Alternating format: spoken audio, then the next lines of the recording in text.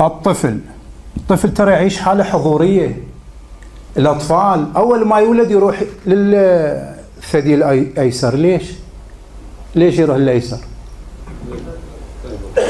ظاهرا الأيسر الصوت اللي كان يسمعه، وماكو صوت بالآخرة إلا صوت علي. حتى محمد لما عرج إلى السماء كلمه الله بصوت علي.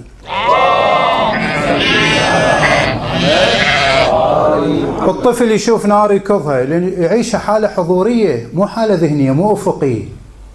الطي موبايل هسه جاي يفك الباسورد مالته، يفك أي لعبة بيها، لأن هو يتعامل أعمق من المهندس. المهندس أفقي. أنت سوي باسورد واغلق الجهاز واطي وجرب، غصبا عليك يفتح. ليش؟ لأنه يشوف بقلبه، والقلب عمق. شنو يعني عمق؟ يعني ما يشوف انت شلون خططت، وانما يشوف من فوق. انزلناه على قلبك. ولذلك محمد بن مسلم او زراره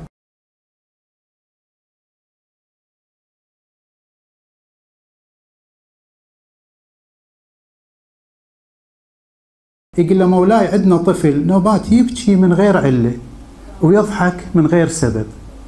قال له ليش؟ قال له لأن الطفل يشوف إمامه، إذا شاف إمامه تبسم، وإذا غاب عنه إمامه يبكي.